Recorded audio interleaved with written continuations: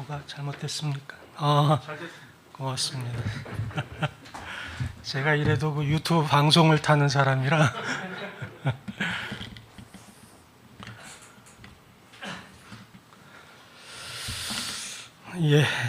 먼저 하나님의 말씀 함께 보십시다. 열왕기하 6장 13절로 20절까지 우리 교독하도록 하겠습니다.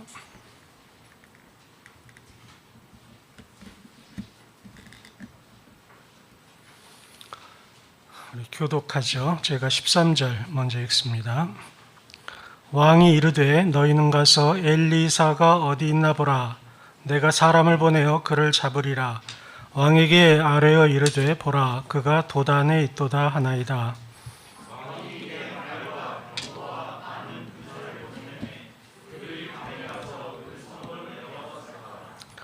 하나님의 사람의 수종드는 자가 일찍이 일어나서 나가보니 군사와 말과 병거가 성을 에워쌌는지라.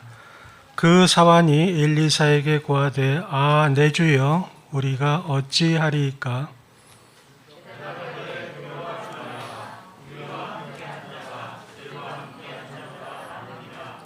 기도하여 가로되 여호와여 원컨대 저희 눈을 열어서 보게 하옵소서 하니 여호와께서 그 사환의 눈을 여심해 저가 보니 불말과 불병거가 산에 가득하여 엘리사를 둘렀더라.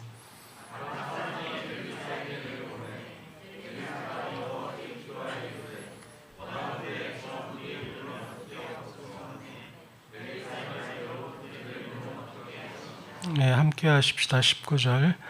엘리사가 저희에게 이르되 이는 그 길이 아니요 이는 그 성도 아니니 나를 따라오라. 내가 너희를 인도하여 너희의 찾는 사람에게로 나아가리라 하고 저희를 인도하여 사마리아에 이르니라. 19절까지만 읽겠습니다.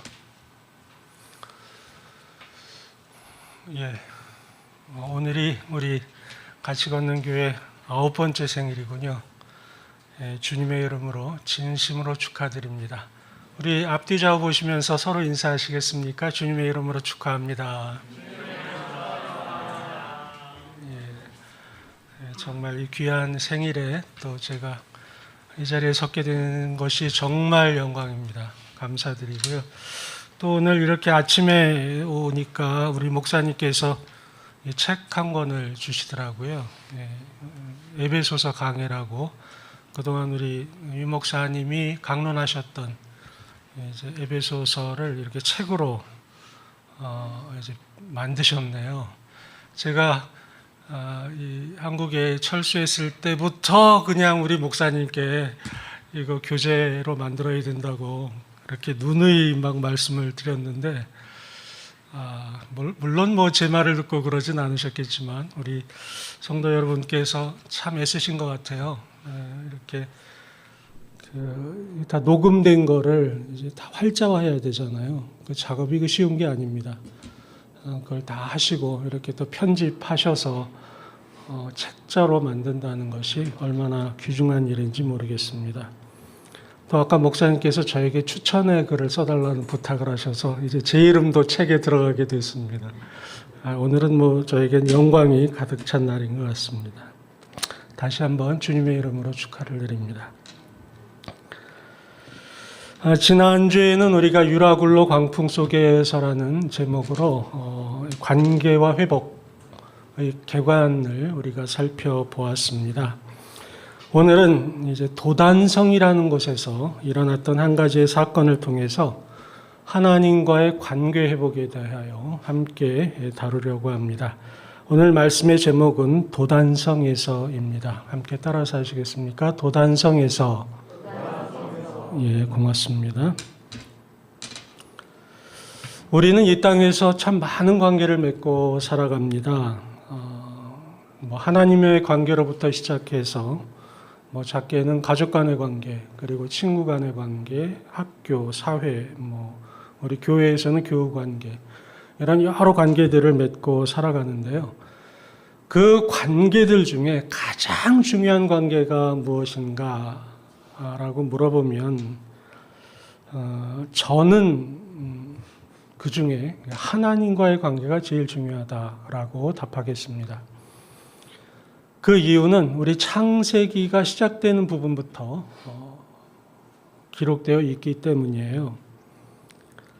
여러분 아시다시피 에덴 동산 얼마나 부족함이 없는 곳이었습니까?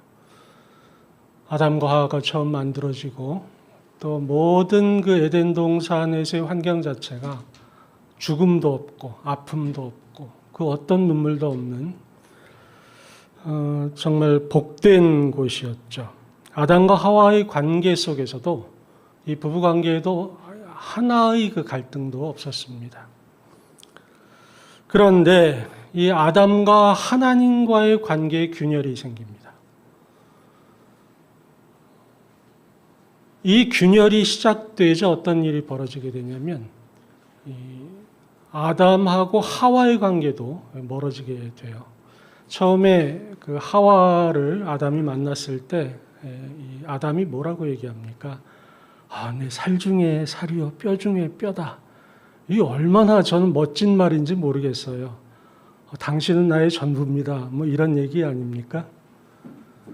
그랬던 아담이 이제 선악을 알게 하는 그 나무의 열매를 먹고 나서 하나님께서 너 도대체 왜 그건 먹었니? 라고 물어보실 때 그는 어떻게 대답하냐면 하나님이 내게 주셔서 함께한 저 여자가 나에게 먹게 했기 때문에 내가 먹었습니다. 라고 답을 합니다. 저는 그 부분을 보면서 참 아담이 참 쪼잔하다. 그냥 내가 먹었습니다 할 일이지. 그걸 뭐 아내에게 핑계를 돌려가지고 그것도 하나님이 주셨기 때문에 먹었다라고 하는 거 아닙니까? 저는 그때 하와가 그 말을 듣고 어떤 마음을 느꼈을까? 여러분이 당시에 하와였다면 어떤 마음을 가졌겠어요? 좀 배신감을 느꼈을 수도 있을 것 같아요. 어떻게 내 남편이 나에 대해서 저렇게 이야기할까? 무슨 말인고 하면 하나님과의 관계가 문제가 생기니까 부부관계 역시 문제가 생겼던 것입니다. 그리고 그 범죄로 인하여서 이 땅에 모든 피조물과의 관계도 어그러지기 시작합니다.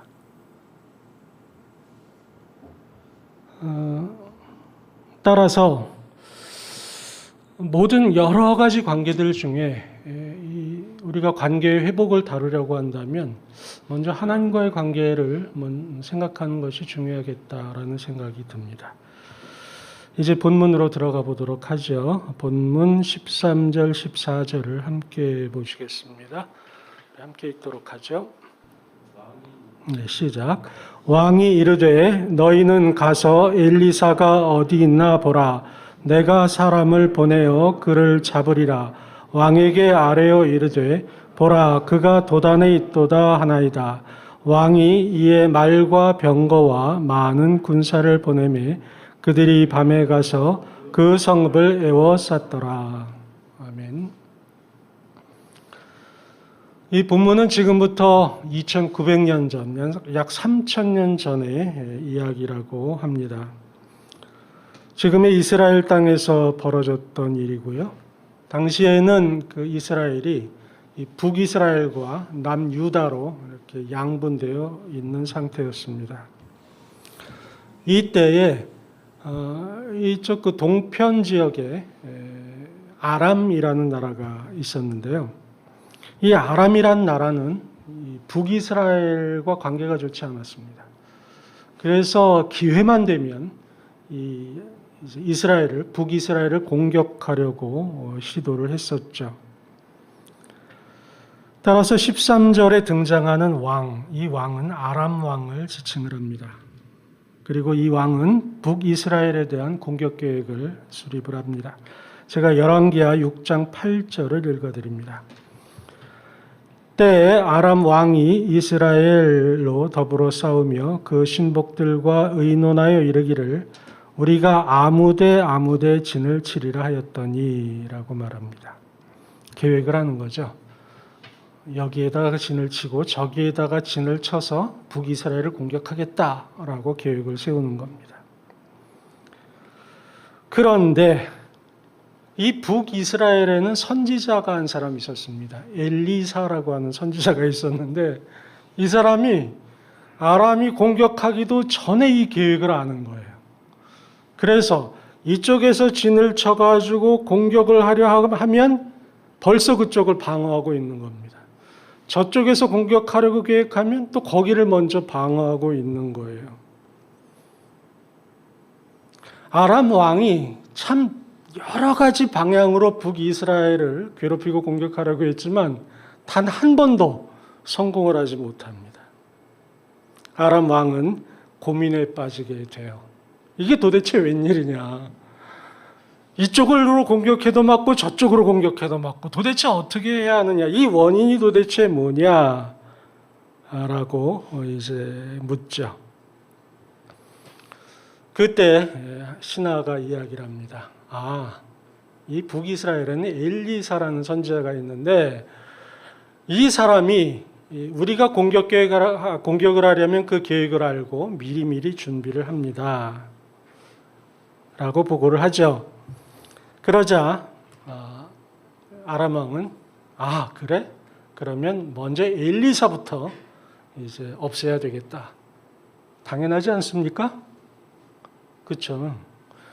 그러면 공격 계획을 이제 앞으로는 막아낼 수 없을 테니까 정말 당연한 그런 이제 과정을 거쳐서 이 엘리사가 있는 곳을 이제 향합니다. 그 당시에 엘리사는 어디에 있었느냐? 도단이라는 곳에 있었어요. 도단성. 이 도단성은 북이스라엘의 약 이제 좀 중간 정도. 그러니까 예루살렘으로 보면 예루살렘 북쪽에 있는 그런 지역이었습니다.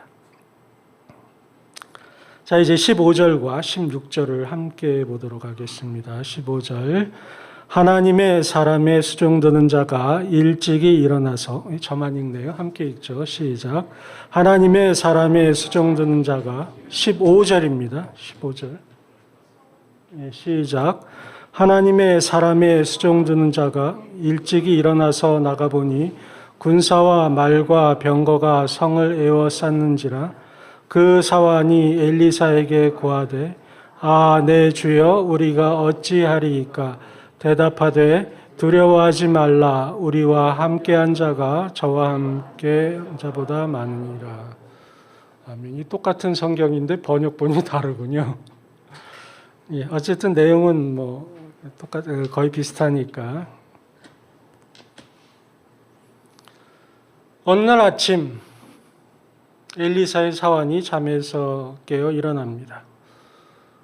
바깥 나가 보니까 온통 까맣게 아람 군대가 둘러싸고 있는 거예요.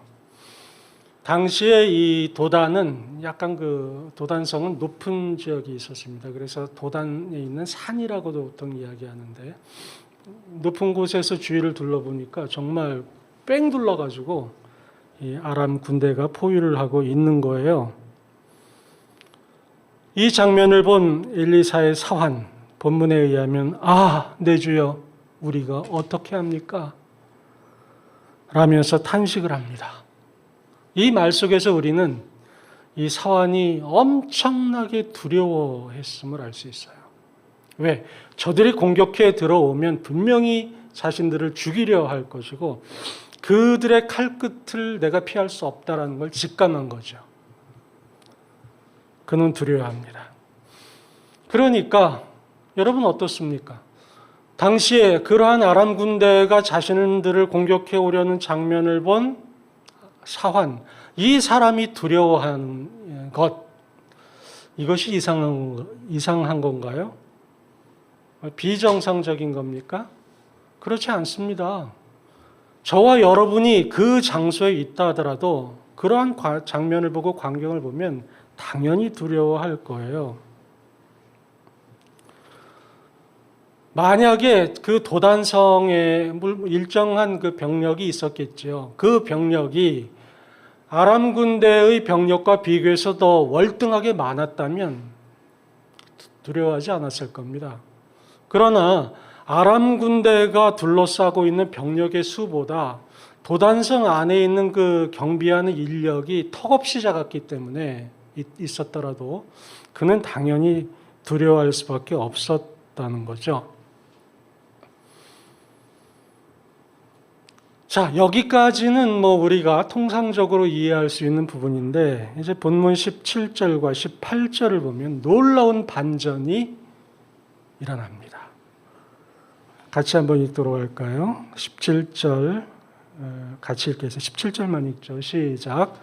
기도하여 이르되 여호와여 원컨대 저의 눈을 열어서 보게 하옵소서 하니 여호와께서 그 청년의 눈을 여미심에 그가 보니 불말과 불병거가 산에 가득하여 엘리사를 둘렀더라. 산에 둘렀다고 그랬잖아요. 그러니까 도단성이 있는 산이 있는 거죠. 그 도단성 안에 엘리사와 사환이 있었고 성벽이 있었고 아람 군대가 있었는데 그 성벽과 아람 군대 사이에 무엇이 뺑 둘러 있었냐면 불말과 불병거가 둘러싸고 있었던 겁니다. 놀라운 일 아닙니까? 방금 보았을 때는 아람 군대만 보였는데 어느 순간이 지나고 나니까 그 사이에 불말과 불병거가 보이는 거예요. 엄청난 일이 벌어진 겁니다. 자, 여기에서 이제 또 질문이 생겨요. 당시에 사환은 그 불말과 불병거를 보기 전에 분명히 두려워했습니다. 그런데 이 사환이 어떻게 해서 불말과 불병거를 보게 되었는가? 이 본문에 의하면 엘리사가 이 사환을 위해서 기도하는 장면이 본문에 기록되어 있어요. 기도하여 가로되 여호와여 원컨대 저의 눈을 열어서 보게 하옵소서라고 기도합니다. 그리고 나서 불말과 불병거를 보게 돼요.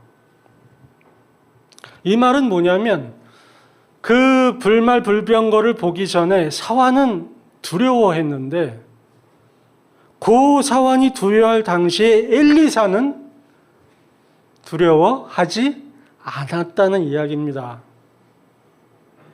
따라서 우리가 당연하게 하는 질문, 왜 사환은 두려워했고 왜 엘리사는 두려워하지 않았는가? 간단한 대답 아닙니까? 사환이 못 보고 있는 그 불말과 불병거를 엘리사는 보고 있었기 때문이라는 거죠. 또 하나의 질문. 그러면 엘리사는 좋습니다. 선지자예요. 하나님을 믿는 믿음을 가지고 있었을 겁니다. 그럼 사환은 불신자였냐라는 거죠. 하나님을 믿지 않는 이방인이었을까? 혹은 이스라엘 사람이라 하더라도 신앙이 전혀 없는 하나님을 부정하는 사람이었을까? 라는 질문이에요. 그랬을까요? 그럴 수 없습니다. 왜? 그는 사환이었어요. 본문에 우리가 사환 이렇게 기록되어 있어서 우리 이 단어의 의미로서는 아주 자잘한 심부름만 하는 이런 사람으로 여기지만 오늘날의 단어로 바꾸어 보면 비서실장 비슷한 위치입니다. 이 엘리사의 손과 발의 역할을 하는 사람이 사환이에요. 그렇다면 당시의 위대한 선지자 엘리사를 보좌하고 비서했던 이 사환이 믿음이 없었다? 하나님을 몰랐다? 그렇게 이야기할 수 있겠습니까? 그럴 수 없습니다.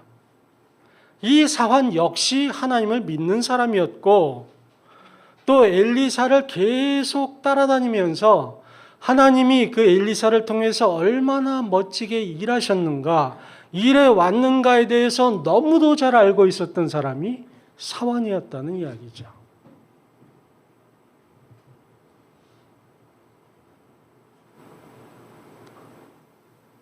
저는 이 부분에 도달해서 그렇다.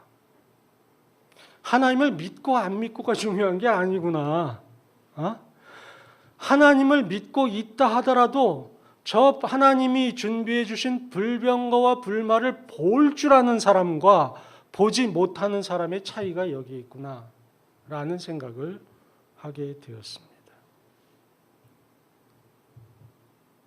똑같이 하나님을 믿는다 하더라도 하나님이 준비하신 것을 보는 사람과 보지 못하는 사람의 차이, 이 볼 수 있음과 보지 못함의 차이, 이것이 두려움에 빠지는가 빠지지 않게 하는가의 차이로 연결된다라는 생각을 하게 된 것입니다. 그렇다면 이제 또 다른 질문이 생겨요. 그럼 도대체 왜 이 사람은 보았고 이 사람은 보지 못했는가? 그것을 관계와 회복의 측면으로 생각해 보니까 한 사람은 하나님과의 관계가 제대로 설정되어 있었던 사람이고 한 사람은 하나님과의 관계가 제대로 설정되지 않은 관계구나라는 결론까지 도달하게 되었습니다. 이제 여러분에게 여쭤봅니다. 2022년을 시작하게 되었습니다. 지금 우리의 삶 속에 아람 군대가 둘러싸여 있진 않아요. 그러나 아람 군대와 같이 우리의 환경을 에워싸고 우리를 공격하려 드는 그러한 일들은 너무도 많습니다.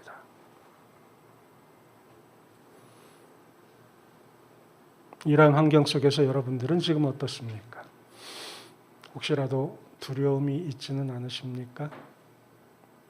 아까 우리 권사님께서 기도하시는데 유라굴라 광풍 속에서 이런 환경 속에서 우리는 이 세상을 어떻게 바라보고 올 한 해를 우리가 어떻게 살아야 할 것인가에 대해서 어떻게 생각하십니까? 만약 여러분이 전혀 두려움이 없이 모든 것을 극복하고 살아가실 수 있다면 정말 감사한 일입니다. 그러나 만에 하나라도 나의 마음속에 그러한 두려움이 있다라고 생각하시는 분이 이 자리에 계신다면 한번 물어봐야 되는 겁니다. 나와 하나님과의 관계는 제대로 설정되어 있는가라는 질문인 거죠.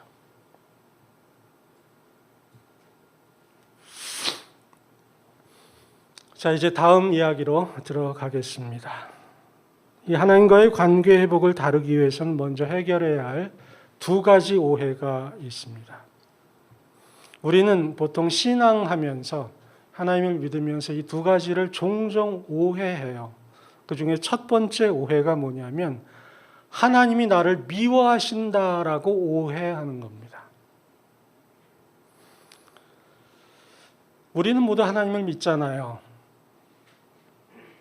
신앙을 가지고 있는 그리스도인들 치고 정말 죄짓기 좋아하는 사람은 없습니다. 가능하면 죄를 짓고 싶어 하지 않아요. 하지만 저를 포함해서 우리 모두는 우리가 그러한 의지를 가지고 있고 또 그렇게 하고 싶어도 정말 어쩔 수 없이 혹은 또 어떨 때는 자의적으로 죄를 범하게 되고 그 더러움 속에 빠지게 됩니다. 이렇게 죄를 짓고 나면 우리들의 마음속에는 어떤 생각이 드느냐면 딱 드는 생각이 뭐냐면 나와 하나님과의 관계가 멀어졌다고 생각합니다. 그리고 하나님께서 나를 미워하시기 시작한다고 생각하는 거예요. 그렇게 생각하다 보면 내 마음이 어떻게 되냐면 하나님에 대해서 서먹서먹해집니다. 여러분, 저의 경우는 그래요. 저는 죄 짓고 나면은요, 기도를 제대로 못 하겠더라고요. 딱 손을 모으면 그 생각이 나고 그런 음성이 들려요. 너 그런 죄를 짓고도 너 지금 하나님 앞에 기도한다고 그러냐? 라는 그런 음성 같은 게 들리더라고요. 여러분은 어떤지 모르겠습니다만 마음이 뭔가 꺼림칙하고 내가 이런 죄를 짓고도 하나님께 나아갈 수 있는가 이런 생각을 하게 되죠. 하나님은 틀림없이 나를 미워하실 거야. 그런데 말이죠. 성경은 이렇게 이야기합니다. 로마서 5장 8절을 제가 읽어드립니다.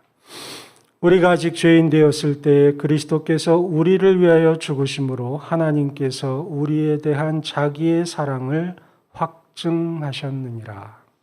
제가 다시 말씀드립니다. 우리가 아직 무엇 되었을 때에? 죄인 되었을 때에 그리스도께서 우리를 위하여 죽으셨다. 여러분, 이때 이야기하는 죄인 되었을 때라는 말은 과거에 지은 죄, 그때 죄인 되었을 때를 의미합니다. 그러나 그것만으로 끝나지 않습니다. 이 죄인 되었을 때라는 말은 지금 죄 짓고 있은 죄인의 상태일 때를 이야기하기도 합니다. 또한 이야기하는 것은 뭐냐면 미래에 우리가 죄인 되었을 때에도 이야기한다라는 것입니다.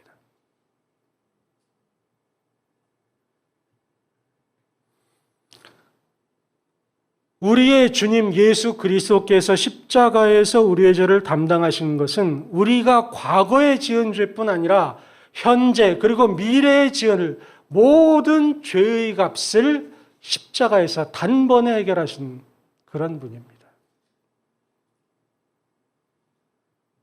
하나님은요, 우리가 의로운 행동을 할 때만 사랑하시는 분이 아니에요. 하나님은 우리를 언제도 사랑하시느냐? 죄인 되었을 때도 사랑하시는 분입니다. 오늘 본문을 보면 사환이 그 아람 군대를 보면서 아, 주여, 우리가 이거 어떻게 합니까? 우리 다 죽었습니다. 막 벌벌 떨면서 그런 말을 하고 있어요. 근데 한번 생각해 보십시다.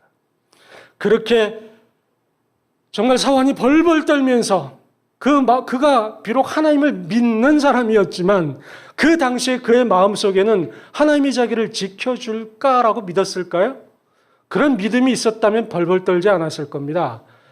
그는 믿는 사람이었지만 믿지 않는 상태에 있었던 거예요. 벌벌 떨고 있습니다. 그러면 그가 벌벌 떨고 있을 때, 그 불신앙의 상태에 있을 때에 불병거와 불말은 있었을까요? 없었을까요? 있었으면 이렇게 말씀하시고 없으면 없다라고. 시작. 예, 맞습니다. 저도 여러분의 의견에 동의합니다. 사환이 하나님을 믿는다 하면서 믿지 못할 그 당시에도 하나님의 보호는 여전히 작동하고 있었다는 사실입니다. 제가 무슨 오해가 있다고 말씀드렸어요? 하나님은 우리가 죄 지을 때에 우리를 미워하신다라고 착각하는 겁니다.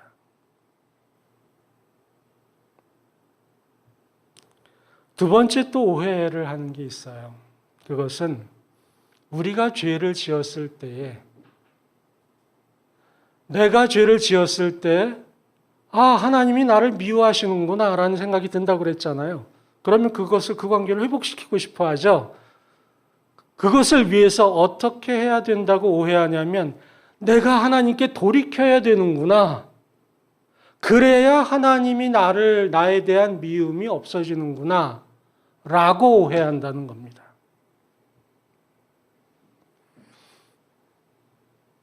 우리는 보통 그것을 회개한다라고 이야기하는데요. 물론 회개라는 것이 필요합니다만 잘못된 해석이에요. 회개는 그것을 이야기하는 게 아닙니다.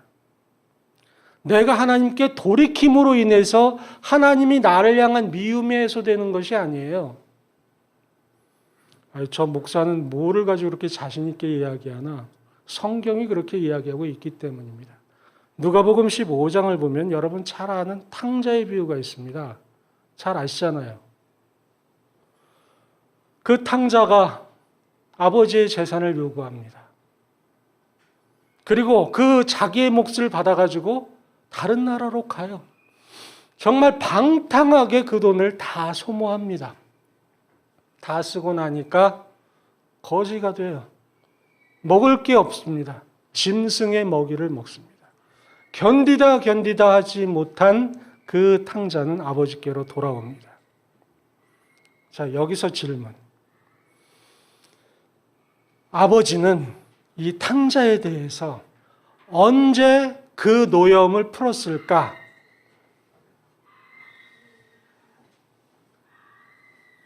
괜찮은 거예요? 네. 집중하시죠. 제가 아까 두 번째 오해를 말씀드렸잖아요. 하나님이 나에게 노하셨을 때 내가 돌이켜야만 하나님이 나에 대한 노염을 푸신다라고 하는 논리라면 이 탕자의 아버지는 언제 그 노염을 풀었어야 했느냐? 그 탕자가 돌아올 때였을 겁니다. 아버지의 돈을 달라 하고 외국에 가서 돈을 방탕하게 쓸 때, 또 거기에서 정말 거지가 되어서 짐승의 먹이를 먹고 살아갈 때까지는 이 아버지는 그를 미워해야 했고 노여워해야 했습니다. 그렇잖아요. 그런데 누가복음 15장이 우리에게 알려주는 것은 무엇입니까? 그게 아니다. 이 아버지는 탕자가 돈을 가지고 떠날 때에도 이 아들을 사랑했고 가서 방탕하게 살 때도 이 아들을 사랑했습니다. 그리고 쥐염염매를 먹고 그 짐승이 먹는 음식을 먹고 살아갈 때도 그를 여전히 사랑했던 거예요. 돌이킴으로 사랑한 게 아닙니다. 하나님은 그의 자녀를 변함없이 사랑하십니다. 하나님은 그의 자녀를 미워하시지 않습니다. 다만 죄 지을 때에 불쌍하게 여기십니다. 그리고 안타깝게 여기시는 거예요. 왜? 그 죄의 상태가 그에게 고통이기 때문에. 그러므로 하나님이 그를 향한 마음은 어떻게 하면 나의 자녀를 그 고통 속에서 끌어낼까를 생각하시는 거지, 내가 그에 대한 미움이 이만큼 크기 때문에 그 미움을 표현하고 그에게 대하여 나의 미움을 내 마음에 아픈 것을 그에게 복수하리라, 이런 마음이 아니라는 겁니다.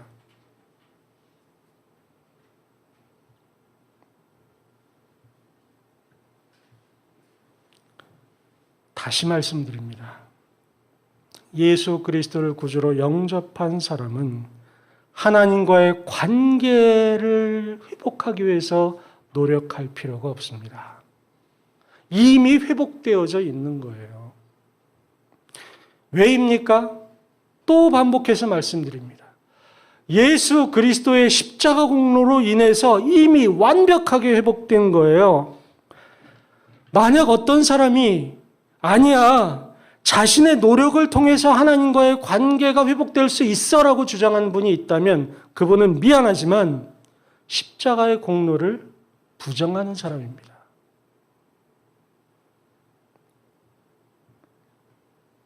그러므로 이 시간에 여러분에게 묻습니다.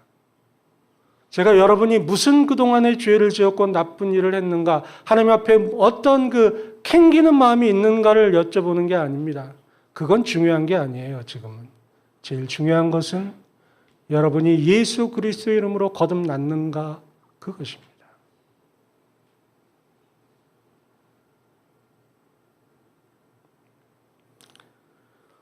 삶 속에서 두려워하는 이유가 있어요. 그것은 하나님의 관계가 회복되지 않았기 때문이 아닙니다. 물론 하나님을 모르는 사람, 예수 그리스도를 믿지 않는 사람은 당연히 두려울 수밖에 없는 거예요. 그러나 하나님과의 관계가 회복된 사람에게 있어서는 두려워할 필요가 없게 되는 겁니다. 그런데 하나님을 믿는 사람에게도 두려움이 있다라는 거죠. 아까 말씀드렸잖아요, 사환에 대해서. 그러면 이 이유는 하나님과의 관계가 회복되지 않아서가 아니라 또 다른 이유가 있다라는 겁니다. 관계 회복의 문제가 아닌 거예요.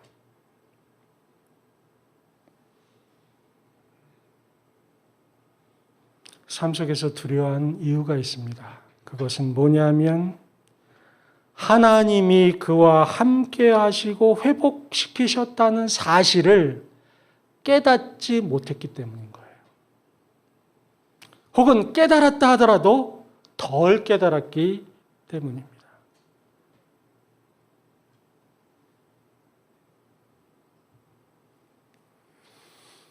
이 깨닫지 못함과 깨달음은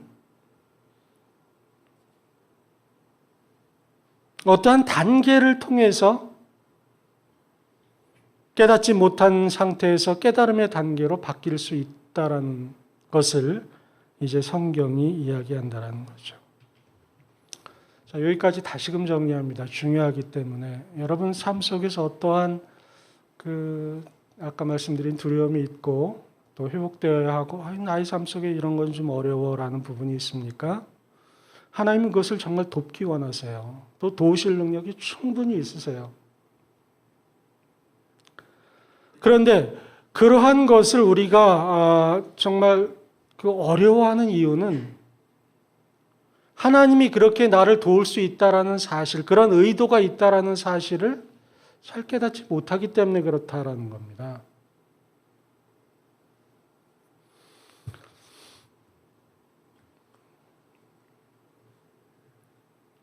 우리가 그 사실을 어떻게 알 수 있는가? 아까 본 17절을 다시 한번 제가 읽도록 하겠는데요.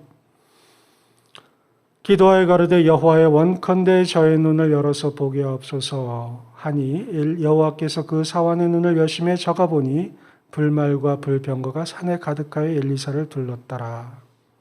이 부분에 있습니다. 당시에 엘리사가 사환을 위해서 기도하게 되는데요. 그 기도의 내용을 보면 알 수 있어요. 엘리사는 사환을 위해서 이렇게 기도하지 않습니다. 하나님, 저 엘리사에게 하나님을 믿는 믿음을 주세요라고 기도하지 않아요. 그가 가령 하나님을 믿지 않는 사람이었다면 믿음을 달라고 기도했을 겁니다. 그런데 그렇게 하지 않습니다. 뭐를 위해서 기도하냐면 저 사람의 눈을 뜨게 해달라고 기도하는 거예요. 아까 제가 깨달음에 관한 이야기를 했는데 바로 그겁니다. 저 사람으로 하여금 보게 해 주십시오라는 거예요. 곧 우리가 두려움에서 극복되어지고 어떤 관계 회복을 우리가 이루어 나갈 수 있는 아주 중요한 과정이 뭐냐면 보게 되는 것입니다. 깨닫게 되는 거예요. 그 과정 속에서 첫 번째 단계를 우리가 밟아야 하는데 그럼 도대체 어떻게 하여야 깨달을 수 있는가? 본문은 그것을 기도라고 이야기합니다.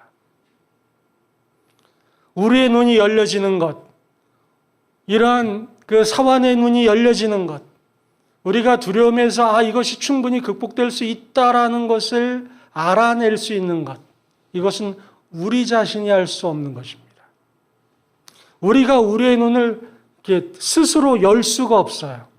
성경은 우리가 우리의 눈을 열고 깨달을 수 있는 유일한 방법이 있는데 그것은 바로 기도라고 말한다는 거죠. 엘리사는 사환의 눈을 열기 위해서 야, 너 일로 와봐. 너 눈 좀 열어. 그리고 거기다 안약을 막 집어넣지 않았습니다. 혹은 네 눈이 열릴지어다 그렇게 얘기하지도 않았어요. 뭐를 했다고요? 기도했습니다. 여호와여 저 사환의 눈을 열어주십시오 라고 하는 겁니다. 우리가 이 강론을 할 때 코로나 얘기 늘 하죠. 지금 사실 우리는 코로나라는 군대에 포위되어 있습니다. 우리뿐 아니라 모든 인류가 그래요. 제가 통계를 살펴봤거든요. 최근 통계입니다. 전 세계 확진자 수가 혹시 얼마인지 아십니까? 3억 명이에요. 3억 명이 감염됐어요.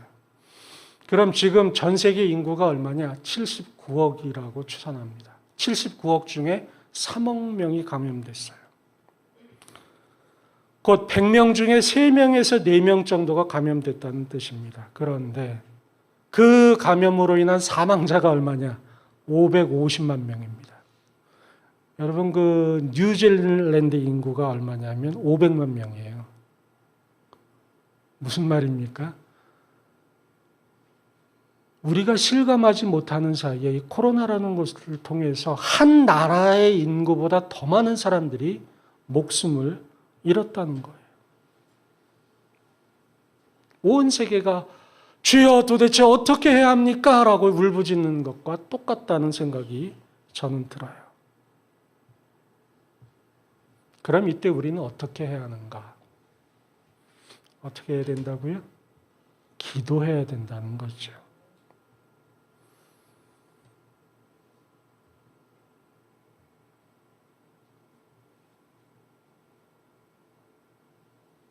제가 코로나를 예로 들었지만 다시금 여러분의 삶 속으로 들어가면 여러분이 가지고 있는 해결되어야 할 그 어떤 것들에게도 해야 할 일이 있습니다. 그 첫 번째가 뭐냐면 기도하는 일이라는 거죠. 우리 같이 걷는 교회에서의 그러한 부분도 첫 번째가 기도하는 일입니다. 이미 하나님과의 관계는 회복되어 있습니다. 기도를 통해서 눈을 여는 것만이 해야 될 일입니다. 그러므로 요한일서 5장 4절은 이렇게 권면하고 있습니다. 그를 향하여 우리가 가진 바 담대함이 이것이니 그의 뜻대로 무엇을 구하면 들으심이라. 우리의 눈을 열어달라는 기도만큼 하나님이 기뻐하시는 것이 없다고 저는 생각합니다. 돈을 주십시오. 합격을 주십시오. 명예를 주십시오. 그것은 우리의 욕망과 욕심이 개입될 가능성이 상당히 높아요. 그러나 하나님 내 눈을 열어서 보게 해 주십시오. 하나님의 일하심을 보게 해 주십시오라는 기도만큼 하나님이 기뻐하는 것이 없다라고 생각합니다. 이제 하나님과의 관계가 회복되었음을 우리가 아는 두 번째 단계가 있습니다. 그것은 이 기도 이후에 삶의 상황을 통해서 그것을 확인하는 겁니다. 18절을 보도록 하겠습니다. 함께 읽죠. 아람 사람이 엘리사에게 내려오매 엘리사가 여호와께 기도하여 가로되 원컨대 저 무리의 눈을 어둡게 하옵소서 하며 엘리사의 말대로 그 눈을 어둡게 하신지라. 사원의 눈을 열려지게 해달라고 기도했던 엘리사가 또 다른 기도를 합니다. 그 기도의 내용은 이제 아람 군대의 눈이 어두워지기를 기도합니다. 그런데 또 놀라운 일이 벌어져요. 그 많던 아람 군대의 그 전열이 막 흐트러집니다. 보니까 이 군인들이 앞을 못 보는 거예요. 막 앞을 더듬으면서 다니고 있는 겁니다. 이러한 그 군인들을 엘리사가 추스려 가지고 아마도 저는 이런 그림을 그려요. 야, 너희들 그 앞에 사람 어깨에 손 얹어, 뭐 이런 식으로 해서 제일 앞에 사람 손을 잡아가지고 저는 그런 그림입니다. 쭉 잡아당깁니다. 그럼 거기 따라서 이 군인들이 막 걸어가는 거예요. 쭉 걸어가는데 그 종착점이 어디냐면 사마리아입니다. 이 사마리아는 당시 북이스라엘의 수도였어요. 여러분 생각해 보십시오. 이 아람 군대가 왜 온 겁니까? 예? 먼저 엘리사를 무너뜨리고 그 다음에 이 북이스라엘을 점령하려고 한 거잖아요. 그러면 어디를 점령해야 돼요? 사마리아를 점령해야 되잖아요. 그런데 그 사마리아에 어떻게 아람 군대가 오게 되냐면 장님이 돼가지고 앞에 사람 어깨에 손 얹어서 이 굴비 엮듯이 가가지고 포로로 끌려가는 겁니다.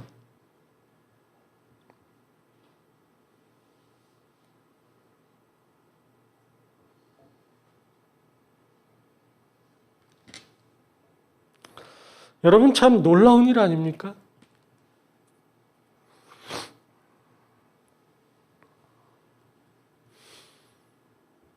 이 장면을 누가 보느냐?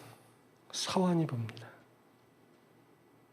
자기는 얼마 전까지만 해도 두려움 속에서 정말 떨고 있었는데 불병거와 불말을 보고 난 다음 그것만으로도 놀라운데 그 아람 군대들이 속절없이 끌려 사마리아 성으로 가는 그 광경을 보게 되는 거죠. 여러분, 당시에 사환이 저와 여러분이었다고 한번 생각해 보세요. 어떤 생각을 하셨겠어요? 그렇다. 하나님이 살아계시구나. 하나님과 나와의 관계가 이미 회복되었구나. 근데 문제는 딱 하나였구나. 내 눈이 안 보였기 때문이구나. 그런데 이 눈이 무엇으로 열렸구나? 엘리사의 기도로 열렸구나. 라는 걸 알게 되는 겁니다. 그리고 또 엘리사가 기도하니까 그 기도의 그 응답이 나타나는 거예요. 사환은 그 현장에서 하나님의 살아계심을, 기도가 응답됨을 확인합니다. 그 확인을 통해서 엘리사가 마음속에 다시금 확실하게 잡았던 것이 있습니다. 아, 나는 하나님의 자녀이구나. 나와 하나님과의 관계는 확실히 이어졌구나라는 것을 확인하게 된다라는 것입니다.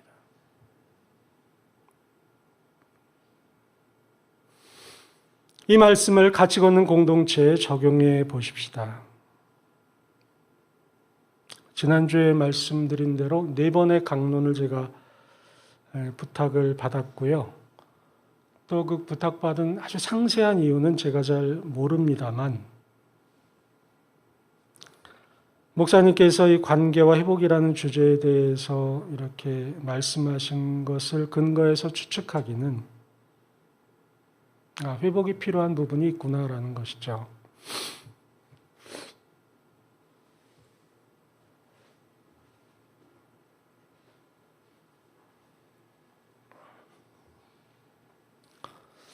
그러한 회복에 관한 부분이 없으면 뭐하러 회복을 이야기하겠습니까? 그렇잖아요. 뭐 정도의 차이가 있겠죠. 그러나 어떤 일정한 그 작은 부분에 있어서는 이런 것들은 우리가 좀 더 나은 방향으로 바뀌어야 될 것이 있다라는 것이 있다는 이야기고, 이러한 부분은 약간의 어려움이 있지 않나라는 그런 의미가 내포되어 있다라고 생각을 해요. 그걸 우리가 뭐 간단히 말해서 문제라고 보통 이야기하죠. 그리고 여러분의 이 각자, 곧 같이 걷는 교회 공동체에 속해 있는 여러분의 각자의 삶도 동일합니다. 관계 회복들이 우리는 필요해요. 모든 관계를 다 잘 맺고 살아가는 사람이 세상에 어디 있습니까? 다 어디선가는 문제가 있잖아요. 그때 제일 먼저 우리가 해야 할 일이 뭐라고요? 그것은 하나님과의 관계를 생각하는 거라고 말씀드렸잖아요. 그런데 하나님과의 관계 회복을 우리가 위해서 노력하지 않아도 된다라고 또 말씀드렸습니다. 중요한 건 어떤 것이다? 내가 보느냐, 못 보느냐의 문제. 내가 그것을 삶 속에서 확인하느냐, 확인하지 못하느냐의 문제라는 거죠. 이 부분에서 우리가 지난주의 말씀을 기억해 볼 필요가 있습니다. 지난주에 우리가 유라굴로 광풍에 관한 이야기를 나눴어요. 하나님은 왜 유라굴로 광풍을 허락하셨을까? 아무리 백부장이 잘못된 선택을 했다 하더라도 하나님은 그 풍랑을 일으키지 않으실 수도 있었습니다. 또 풍랑이 일어났더라도 배의 모든 물건을 버리게 할 필요도 없었어요. 그렇게 하지 않으실 수도 있었어요. 그럼에도 불구하고 하나님은 왜 그런 일을 허락하셨을까라는 질문을 하게 되는 거죠. 우리는 그 대답을 찾을 수 있습니다. 하나님은 이 유라굴라 광풍 속에서 하나님이 말씀하시고자 하는, 알려주시고자 하는 목적이 있었다라는 거죠. 먼저 배에 탄 모든 사람들에게는 무엇을 알려주려 하셨을까요? 그렇다. 온 천지 만물을 주관한 그 존재가 하나님이시다라는 것을 알려주었을 겁니다. 사도 바울에게는 또 무엇을 알려주셨을까요? 내가 받은 사명이 어떤 것이다 라는 것을 알려주었을 것입니다. 너는 가이사 앞에 서야 할 사람이기 때문에 내 눈앞에 보이는 유라굴로 광풍 같은 것은 아무런 문제가 되지 않는다라는 것을 알려주시기 위해서, 확인케 하시기 위해서 그 일을 하나님이 만드셨다라고 저는 생각합니다. 그럼 오늘의 본문을 보시도록 하죠. 도단성에서의 사건. 하나님은 아람 군대가 공격하려 할 때에 출발하는 그때도 다 멸하실 수 있는 분입니다. 뭐하러 그렇게 번거롭게 도단성을 둘러싸게 만드십니까? 뭐하러 그들의 눈을 멀게 하고 뭐하러 그런 일종의 퍼포먼스 같은 것을 만드십니까? 왜 그러십니까 도대체? 그 질문에 대한 답은 간단해요. 그 일을 통해서 어떤 결과를 얻게 되었느냐라는 것을 물어보면 간단합니다. 딱 한 사람만 생각해 보십시다. 엘리사의 사환. 그는 그 일을 겪으면서 무엇을 느꼈는가? 만약에 그가 그런 일을 겪지 않았더라면 어떻게 되었을까라는 거죠. 만약에 그 일을 겪지 않았더라면 엘리사의 사환은 여전히 자신이 하나님을 믿지 않는다라고 이야기하고, 믿는다라고 이야기하고, 그래, 나는 엘리사의 비서실장이야 하면서 어깨에 힘을 주고 다녔을 수 있을런지도 모릅니다. 그러나 그의 눈은 여전히 가려져 있고, 여전히 환경 속에서 두려워할 수밖에 없습니다. 그때는 아람 군대가 안 들어왔으면 그때 두려움은 없었겠죠. 그러나 또 다른 어려움이 생기면 금방 그 두려움 속에 빠져들게 되었을 것입니다. 하나님의 목적이 있는 거예요. 여러분, 우리 같이 걷는 교회 공동체 속에서 관계회복이라는 주제로 왜 우리가 2달 동안 이 말씀을 나누게 하셨느냐? 그 환경을 만드는 배경이 뭐냐? 여러분의 삶 속에서 왜 어려움이 생기고 왜 우리가 이런 것을 문제라고 이야기하느냐? 이것을 왜 기도 제목이라고 이야기하느냐? 그것은 하나님이 여러분을 미워하거나 여러분에게 어떤 보복을 하거나 여러분을 힘들게 하기 위함이 아니라는 겁니다. 뭐 때문이라고요? 하나님이 여러분을 향한 목적 때문입니다. 그것을 알아야 돼요. 그게 바로 눈을 뜨는 겁니다. 눈을 열어서 볼 줄 알아야 돼요. 하나님이 이것 때문에 우리에게 이걸 주셨구나. 여러분, 이 코로나가 왜 우리에게 이렇게 닥친지 아십니까? 시간이 오늘은 그게 아니라 말씀 안 드리지만 여기엔 깊은 하나님의 뜻이 있습니다. 이 인류 역사를 향한 하나님의 목적이 있기 때문이에요. 무슨 사과박쥐가 변이를 일으켜서 한 거 아닙니다.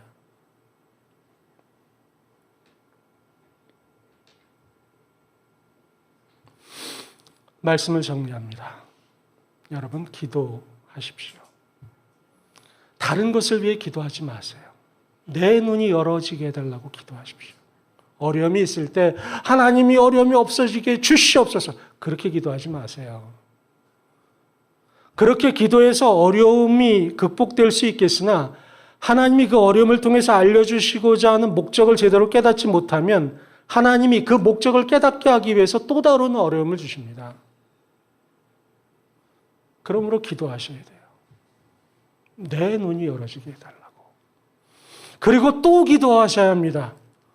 엘리사는 이미 눈이 열렸어요. 그런데 누굴 위해 기도합니까? 사환을 위해 기도합니다. 같은 공동체 속에서 하나님의 역사를 보지 못하는 사람을 위해서 기도해야 돼요. 그의 눈이 열려지도록 기도해야 합니다. 절대로 내가 그의 눈을 열어서 안약 넣어가지고 될 일이 아니에요. 그에게 열릴지어다 선포해가지고 되는 일이 아닙니다. 그를 위해서 기도해야 합니다. 하나님 열게 해달라고. 그리고 두 번째 할 일이 뭐냐면 그것을 확인하는 일입니다. 하나님은 살아계신 분이에요. 하나님이 그의 뜻대로 무엇을 구하면 들으심이라고 약속하셨어요. 나는 여태껏 기도했는데 안 됐는데 성경은 뭐라고 얘기해요? 네 욕심으로 구한 것은 안 듣는다고 말씀하셨어요. 그러므로 내가 기도할 때 그것이 응답되지 않았다면 물어봐야 합니다. 혹시 이거 내 욕심 아닙니까? 저는 선교사기 때문에 그런 얘기 많이 듣습니다. 저 선교사님 위해서 제가 헌금하고 싶습니다. 그런데 제가 이 사업이 잘 돼야 될 것 같아요.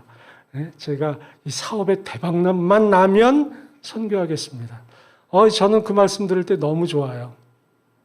정말 그 마음을 순수하게 받습니다. 그런데 혹이라도 이런 마음이 있지는 않을까요? 선교라는 것을 이유로 들어서 내 사업이 잘 되기를 원하는 마음은 혹시 없나요?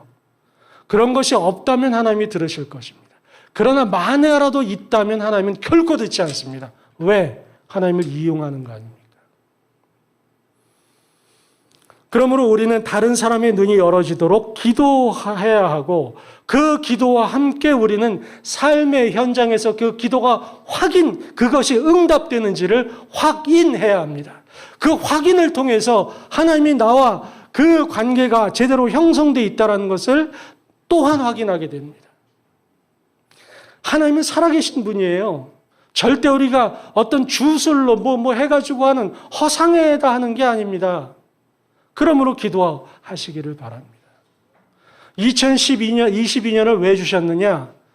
우리로 하여금 우리 눈과 공동체에 함께하는 이의 눈이 열려져서 하나님의 역사하심을 확인케 하기 위해서 2022년을 주신 것입니다. 그 2022년 가운데 하루하루를 그것 때문에 주신 거예요. 여러분, 오늘 이 예배가 마치고 나서 여러분이 집으로 댁으로 돌아가셔서 혹은 내일 하루를 살 때, 이번 한 주간을 살 때 계속 그 부분에 대해서 기도하시면 그것이 여러분의 삶 속에서 응답되어지는 것을 확인하게 됩니다. 그때 우리는 그렇다. 하나님은 나의 하나님이구나. 이 하나님이 나를 붙들고 계시고 나를 보호하시는구나. 저 따위 아람 군대가 나를 결코 할 수 없구나라는 것을 확인하게 된다는 거죠. 그때 이 그리스도인들이 자신이 생기게 되는 겁니다. 오늘은 제가 목소리 크게 안 하는데 마지막 때 크게 하는 이유는 지금은 해도 마칠 때가 됐기 때문에 크게 하게 되었습니다.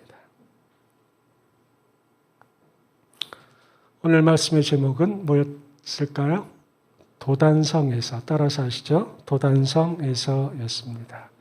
우리 다음 주에는 우리 자신과의 회복, 관계 회복에 대해서 함께 나누도록 하겠습니다.